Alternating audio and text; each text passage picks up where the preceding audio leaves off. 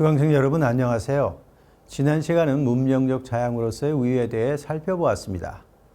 이번 시간은 우유의 도입과 그 경제성에 대해 살펴보겠습니다.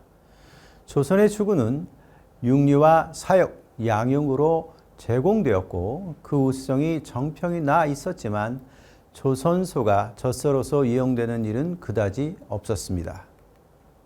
조선인은 종래 광습상 우유를 마시는 일은 지극히 적었고 귀족이나 양반 일부에 한해서 우유수프로 소비되는 경우가 있었을 뿐이었습니다. 따라서 차기업은 인천, 부산 등 거리지 외국인 등을 중심으로 가장 일찍 시작되었고 조선 내로 확산되어 갔습니다.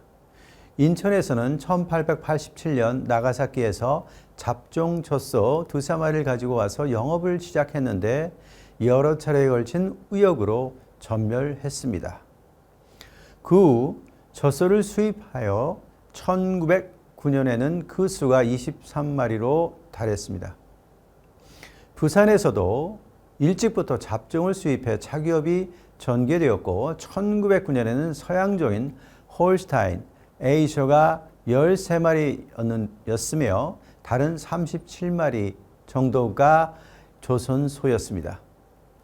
경성, 평양 등에서도 차기업이 점차로 전해져 조선이 일본의 식민지가 된 이후에는 일본인 거류가 많은 장소에서 거의 차규 사업소가 설치되었습니다.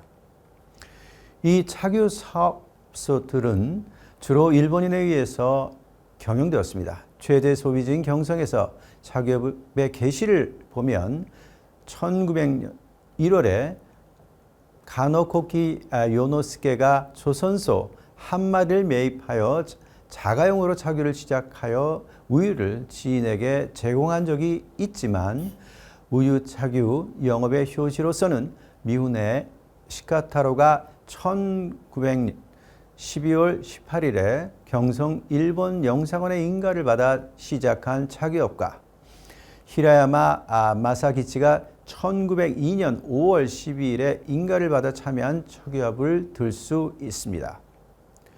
농상공부 기자였던 프랑스인 쇼트도 1902년에는 프랑스에서 젖소 11마리를 수입하여 선교사 등 외국인에게 판매했습니다. 그러나 1903년 8월에 의역이 전국에 만연하면서 많은 추구가 폐사하게 되었고 차규업자들도 타격을 받게 되었습니다. 경성의 미훈의 차규소도 젖소 폐사를 면하지 못했습니다. 경험이 부족한 데다가 수의사의 조언도 얻지 못했기 때문에 전염병으로 젖소가 폐사한 직후에 다시 젖소를 매입하기도 하였지만 20여 마리의 젖소와 송아지를 전부 잃어버렸습니다. 히라야마 차규소에서도 조선 젖소 및 송아지 16마리가 폐사했습니다. 쇼트의 젖소도 우역으로 폐사했기 때문에 경성 우유 공급은 한때 단절되었습니다. 1903년 11월 하순에 우역이 겨우 종식되자 히라야마 차규소에서는 12월 하순, 미훈의 차규소에서는 이듬해 1904년 1월에 각각 조선 재래종 젖소를 구입하여 다시 개업하였습니다. 하지만 우역의 영향이 해당 업자의 뇌리에 깊이 박혀 서양종 젖소를 다시 수입하여 본격적인 사업 전개를 시도한 일은 없었습니다. 이런 가운데 1905년 2월 18일 미지타 우이치가 차기업을 시작하여 우유 차규소는 3곳이 되었는데 모두 조선소였고 젖소 15마리에 이를 우유 판매량은 약 2말 정도에 지나지 않았습니다. 1906년 5월이 되어 아라이쿰이라는 회사명으로 토목 건축업에 종사하고 있던 아라이 하스타로가 만주 한국의 수익사업 조사를 위해 내한하여 추구의 개량 번식을 기획하였습니다. 그는 축산가 친구인 이시카 현의 미지토 유타로의 서양소를 수입하여 경성 남대문 밖 만리 고개에서 우유 차규소를 개설하였습니다. 아라이 자신은 축산업의 초심자였고 조선은 우역이 늘 존재하는 곳이라는 반대 의견이 미지토로부터 제시되었습니다. 하지만 그는 농산무성으로부터 조선 출장 중이었던 동경대학 교수 도키시게 하스쿠마를 소개받아 그로부터 조선은 항상 우역이 유행하여 오히려 위험하지 않아 서영서를 수입하여 추후 개량을 기획하는 것은 전도 유망할 것이라는 조언을 받아 3천여 엔의 자금으로 차기업을 시작하여 이식과 현 미지토 목장에서 홀스타인종 수컷 종우 1마리, 젖소 2마리, 총 3마리를 매입했습니다. 그 후 한국 농상공부로부터 아라이 하스타라, 전훈규, 모로 도쿠에, 스가누마 간스의 공동 명의로 강화도 진강상을 목장으로 부여받았으며 목장 경의 편의상 아라이의 단독 명의로 하고 가네자와 요네키치가 목장 관리자가 되었습니다. 아라이 차기소는 젖소의 우역 감형을 피해 사업을 계속했기 때문에 이것이 동업자의 모범이 되었고 아라이 목장은 1928년 현재 조선 내에서 차기량 299석이라는 최대의 낙농업자가 되었습니다. 1906년 7월에 효고현의 축산가인 반또 쿠니하치, 하라 요시오, 오에스카 쇼타가 축산회사 설립을 기도했습니다. 현지 시찰을 위해 반또 하라가 경성에 출장을 와서 조선소의 우역, 축산 실황을 조사하였고 그 후 반또 하라, 고에스카가 발기인이 되어 경성에 한국축산 주식회사를 설립하게 되었습니다. 경성 남대문 밖 반석방에 우유차기소를 건설하고 홀스타인, 에이쇼, 저지 등의 젖소 수십 마리를 수입하여 같은 해 9월 5일에 차기업을 개시하였으며 회사 주임으로서 고에스카 쇼타가 경성에 도착하여 업무에 종사하였습니다. 이 회사는 덴마크식 기계를 구입해 처음으로 크림 제조도 시작하였는데 이것이 조선에서 유제품의 효시가 되었습니다. 이처럼 경성의 차기소는 5곳이 되어 젖소 두수도 50여 마리로 늘어나 우유의 일 판매량은 한석 이상이 되었습니다.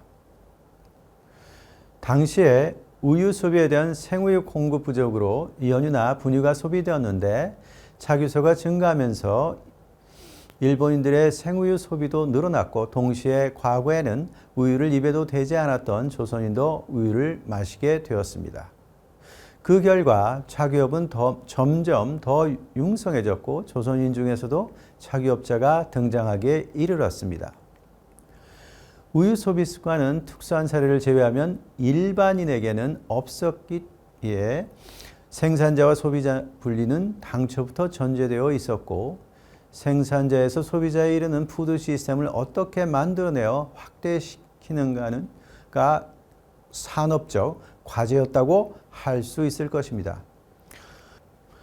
표에서 1909년 경성에서의 차규 상황을 보면 차규소는 고작 13곳에 불과하고 젖소두수 106마리, 이 중 서양종, 잡종 68마리, 조선소 38마리에 지나지 않았습니다.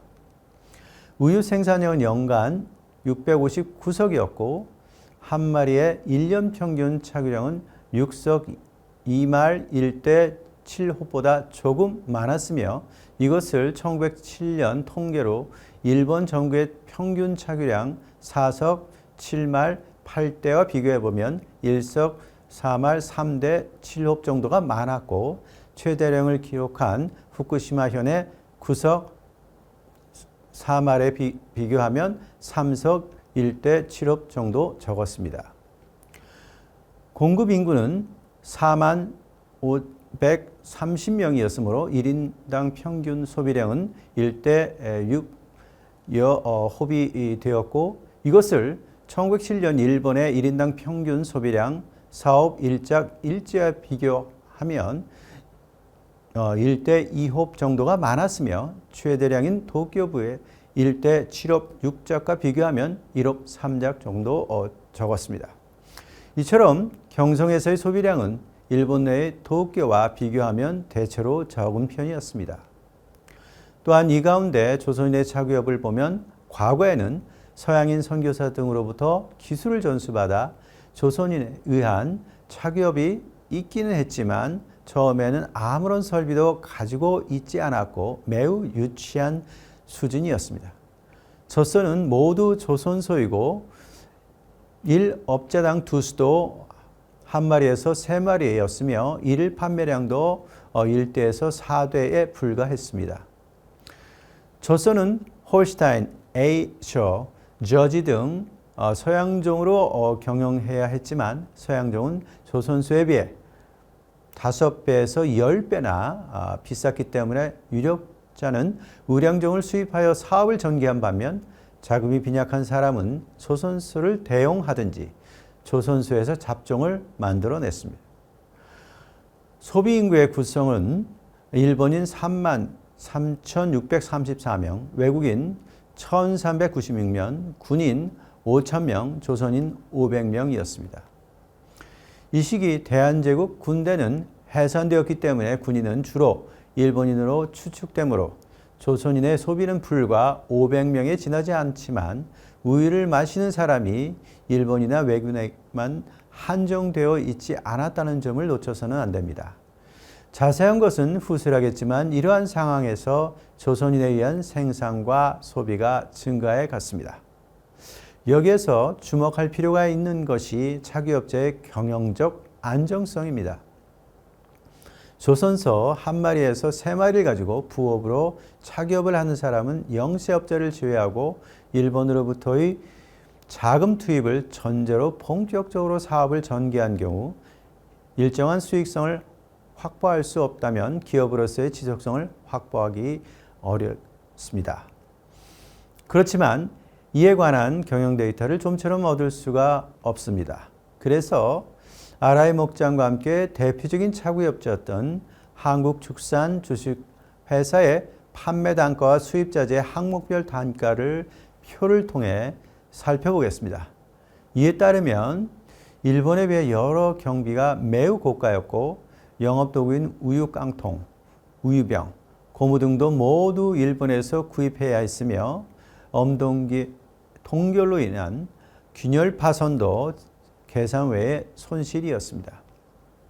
이에 대해 수입으로는 서양종 암소 23마리, 이중 홀스타인 15마리, 에어셔 5마리, 저지 2마리였는데 이 중에서 분만수 19마리, 이중 암송아지 13마리, 숫송아지 6마리, 그리고 유산 1마리, 조산 1마리, 불임 1마리가 있어서 경영 계산에 크게 기여했습니다.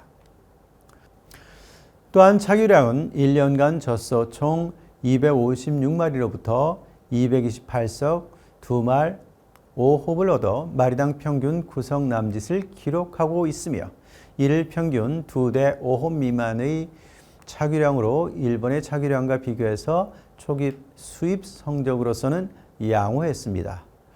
무엇보다도 1홉당 판매 가격이 6전에서 8전을 기록하여 일본에서의 1홉 3전보다 두세 배 고가였습니다. 우유와 함께 낙농품으로 조선 내에서 소비된 것이 연유, 분유, 버터와 같은 유제품이었습니다. 러일 전쟁의 영향도 있어서 1905년에서 1906년에 정체하기는 했지만 1907년에서 1908년에는 소비가 확대되었고 그 후에도 소비량은 장기적으로 증가하고 있습니다. 그래프를 보면 국내 생산은 미미하여 대부분이 해외로부터 수입되어 공급되었습니다. 1908년 수입국을 보면 일본으로부터 수입은 지극히 한정적이었는데 연유 정체의 0.1%, 버터 전체의 1.1%에 불과하여 대부분 서양 제국으로부터 낙농품이 조달되었습니다. 연유 수입은 대부분을 미국에서 특히 독수리표, 콘테스트 밀크가 수입되었고 크림은 다수가 프랑스나 덴마크 두 나라에서 수입되었으며 미국 및 영국이 그 뒤를 이었습니다. 이것은 일본에서조차 낙농업이 아직 확립되었지 않았음을 의미합니다. 이러한 상황에서 일본을 경유하여 우유라는 문명적 자양이 조선 내에 새로운 식문화로 도입된 것입니다. 이번 시간은 우유의 도입과 그 경제성에 대해 살펴보았습니다. 다음 시간은 우유의 보급과 수급 구조에 대해 살펴보겠습니다.